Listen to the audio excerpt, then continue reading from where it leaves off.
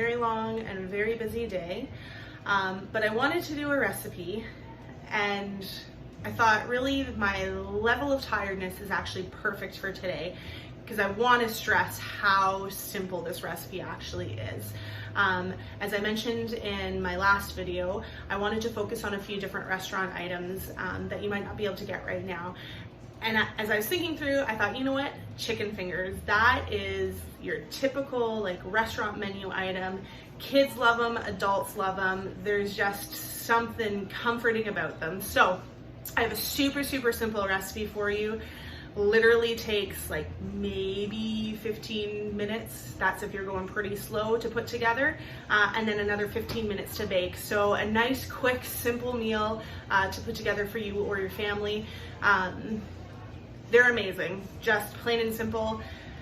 1, 2, 3, 4 ingredients. Yeah, just 4 ingredients. Nope, I lied. 5 ingredients. Apparently I can't count. That is how long of a day it's been. So, 5 ingredient chicken fingers. Let's make them.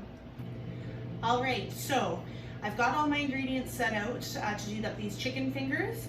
I have 2 cups of cornflakes in here. Not to name names, but you might be able to see which brand I'm using over here. Feel free to use whatever you want. This particular brand does have barley in it, so it doesn't make it gluten-free. However, this is something that you could very easily make gluten-free using a corn-based or cornflake-based gluten-free cereal of your choosing. So feel free to get creative with stuff like that. So all we're gonna do to start with is with our 2 cups of cornflakes here, we're just gonna take them in our hands and smush them up a bit. You're gonna wanna make them look like they're coarse crumbs. So this might get noisy here for a second.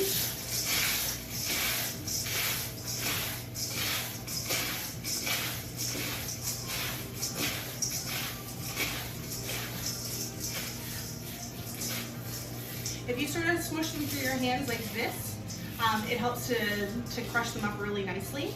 At first too, you're just gonna wanna put them right in your hands.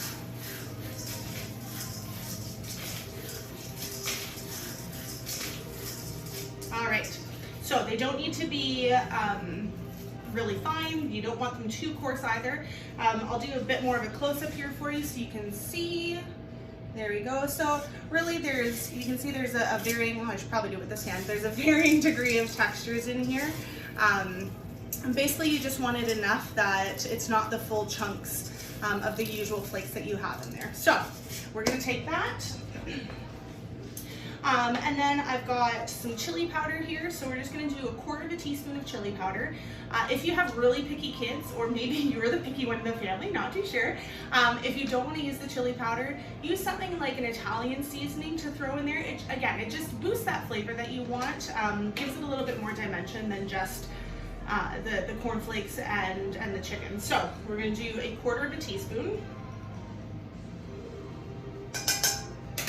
We're just gonna put it right in there. Can't get my lid back on apparently. There we go. And then I have 2 tablespoons of parmesan cheese. You can use the grated stuff. There are a few things that I'm a snob with in this world. Coffee, as you can guess, is probably one of them. Parmesan cheese is one of the others. I personally prefer using a real Parmesan. So if you get like the shredded, or this one was actually the big petals that you can get. And I've used my fingers to break it up so that it's the smaller pieces. So we're gonna put 2 tablespoons worth of Parmesan cheese in here. This, once again, isn't something that's integral to this recipe. So if you have a dairy allergy rather, if you don't like parm, don't worry about putting it in. Again, this is just to add the flavor, and it goes really nicely with the chili powder in there. Again, if you omit the chili powder and put Italian seasoning, Parmesan cheese is gonna go great with that as well. So, parm, 2 tablespoons, we're gonna put it in.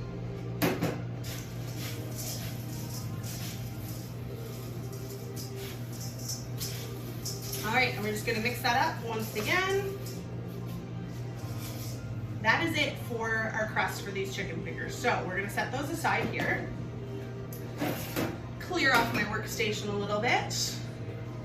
As you can see, I have a pan with parchment.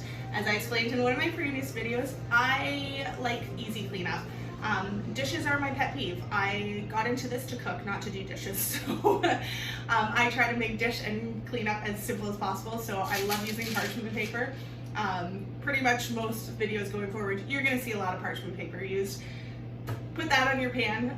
Just have your pan ready to go, because once we get making these chicken fingers, it's just there, it's ready, nice and easy for you. So I've got chicken here. I just used a chicken breast. I have about 12 ounces or 3 4-ounce chicken breasts.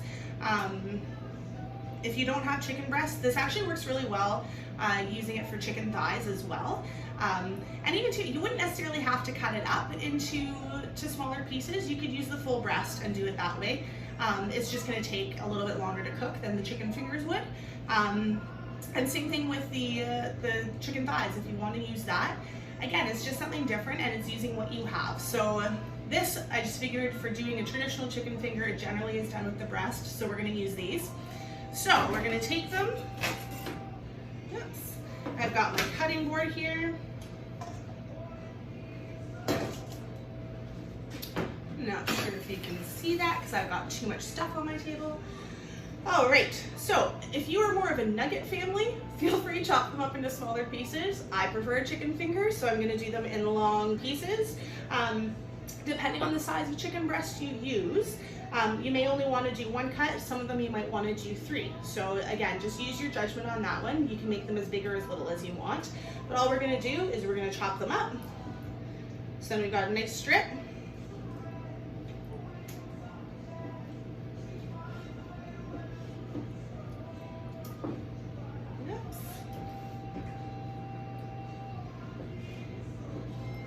Alright, so now we have our 3 chicken breasts here cut up into strips.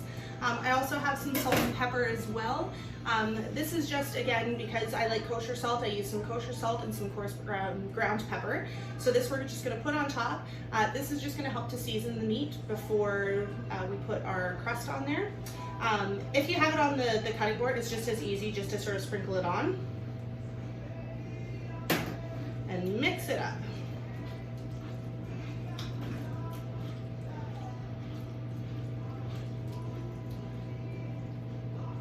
All right, so we have our chicken ready. I'm gonna change camera angles so you can see nice and closely for our chicken fingers, and we're gonna get these finished off.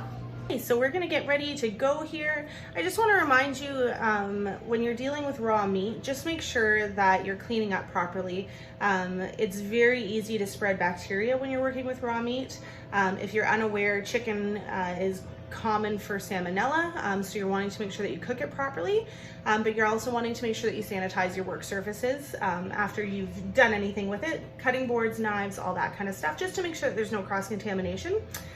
So I've got our chicken here, and we're gonna put some in our bowl. Generally, if you do 2 or 3 at a time, that works out best for you. So you're gonna put them in, you're gonna throw some crumbs over the top, and pretty much all you're gonna do is just turn it and try and press enough of those crumbs in there as possible. So it should look roughly like this. All right, so when they're done, you're gonna take them and transfer it onto your baking tray.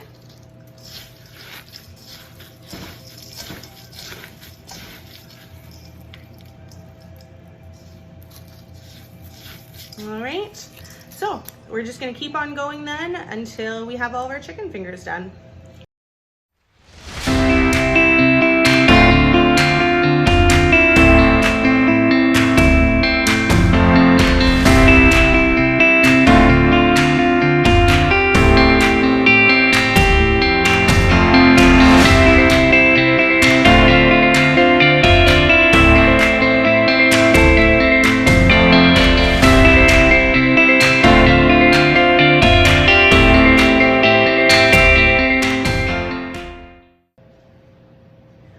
So we've got our chicken fingers lined up on here. They're all ready to go.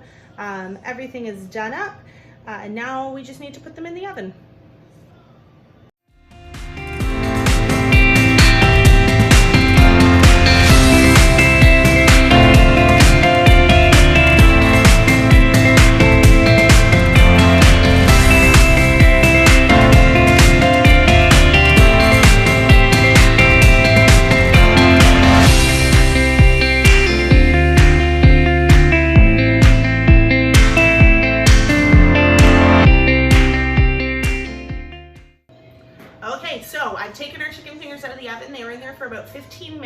at 375.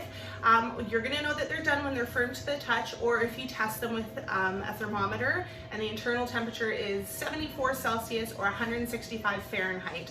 Want to make sure that you're staying healthy through all of this. Now, for the grand reveal, these are chicken fingers. They are amazing. They're nice and crispy because we use the cornflakes. It gives the illusion that they've been deep fried, and really there's nothing better than tricking your family into something a little bit healthier for them. Nothing says love like it. So these are a finished product. I hope you enjoy them. Try them with ranch dressing for the side for dipping into, or barbecue sauce, or just your typical ketchup or plum sauce, whatever you feel like. Get creative with it. Do something that you think your family will enjoy. Change it as you would. Make it your own. That's it for this recipe. I hope you enjoy it. I hope you all stay healthy, and we'll see you again soon.